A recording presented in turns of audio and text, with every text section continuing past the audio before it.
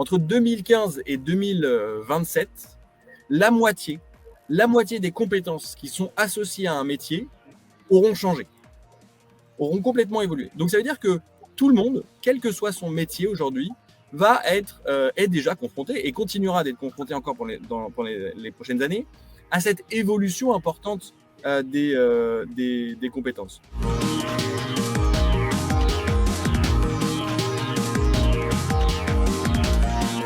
La mobilité professionnelle, elle est importante pour faire baisser les coûts de recrutement. On le sait, on le vit en tant que manager et dirigeant. Se tromper en recrutement, ça coûte cher, ça coûte extrêmement cher. Et c'est bien aussi pour les entreprises d'apprendre à retenir les talents. Cela participe à la marque employeur qui est en fait aujourd'hui l'image d'une entreprise, non plus au regard des produits et des services qu'elle commercialise, mais au niveau de l'image auprès des collaborateurs. Une collègue qui était contrôleuse de gestion en Côte d'Ivoire a souhaité évoluer vers un métier en fort devenir de data analyst. Elle a candidaté sur un parcours que nous avons créé et Yvonne, puisqu'elle s'appelle comme ça, s'est accrochée parce qu'elle a été sélectionnée dans ce parcours exigeant et pendant plus d'1 an a suivi la formation interne en alternant entre la formation académique qu'on lui proposait et puis la formation opérationnelle dans les équipes pour devenir data analyst. Je vais vous dire, elle était tellement motivée que même depuis, elle a eu un petit souci de santé, même depuis l'hôpital, elle a tenu à passer son diplôme pour devenir data analyst parce qu'elle était consciente qu'on lui offrait une belle opportunité d'évoluer vers un métier qui lui permet de rebondir à l'intérieur de l'entreprise. LinkedIn a vraiment ce rôle d'observateur. N'importe quel sujet de la reconversion professionnelle, on a l'habitude de l'aborder sous l'axe des compétences, principalement. Tout simplement parce que dans le contexte économique actuel, et Agnella en a effectivement parlé, il y a un certain nombre de difficultés sur le marché de l'emploi aujourd'hui. Et ce que nous essayons de rappeler aux membres LinkedIn en permanence, c'est d'abord de mettre en avant leurs compétences actuelles et celles qu'ils souhaiteraient développer et celles auxquelles ils s'intéressent.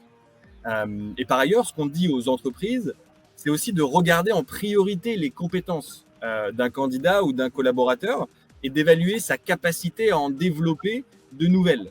Et c'est beaucoup plus intéressant et beaucoup plus important que de savoir quelle école il a fait ou quel intitulé de poste il a actuellement. Aujourd'hui, on est face à une situation où, de toute façon, il y a moins de profils disponibles que de profils recherchés par les entreprises.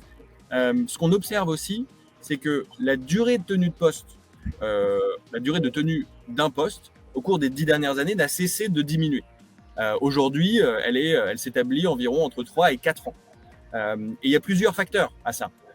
Mais certains de ces facteurs concernent effectivement la reconversion, les reconversions qui sont de plus en plus fréquentes, que les professionnels font de plus en plus fréquemment, et qu'ils soient déjà expérimentés, qu'ils aient déjà un certain nombre d'années d'expérience, mais aussi, et ça c'est plus nouveau, qu'ils soient plus récemment arrivés sur le marché de l'emploi. En fait, les jeunes aujourd'hui acceptent aussi de reprendre des études, de refaire des formations, parce qu'ils réalisent que le métier qu'ils pensaient, pour lesquels ils étaient prédestinés, n'est en fait pas vraiment ce qui correspond.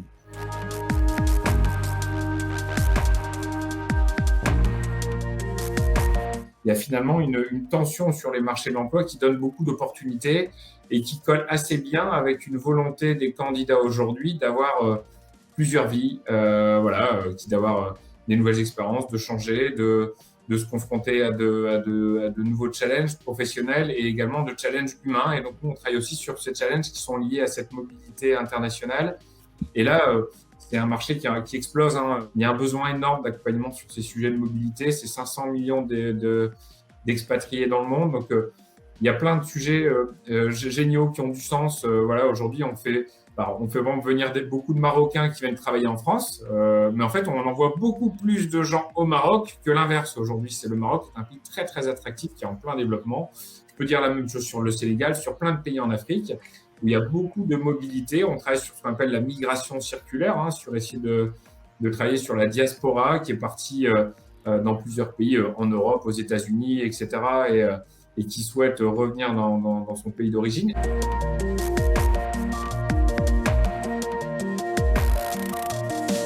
Je leur dirais sans hésiter de développer la curiosité.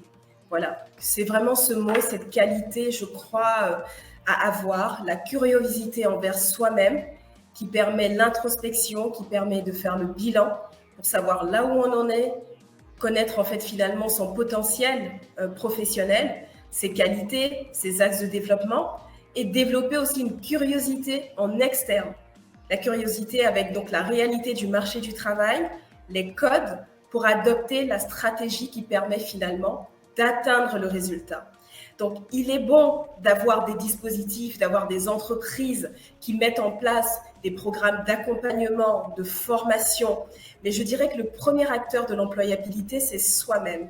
Donc, cette curiosité-là, elle est essentielle pour pouvoir finalement avoir une reconversion, plusieurs reconversions professionnelles, parce qu'aujourd'hui, c'est autorisé. Vous savez, l'impermanence, c'est qu'il n'y a que ça, en fait, l'impermanence de la vie. Donc, on se souhaite simplement de se réaliser et on se réalise au regard finalement d'une curiosité, d'une pleine utilisation de son potentiel. Donc, ce serait la curiosité avant tout qui permet d'avoir les réponses et de faire le chemin qui nous correspond.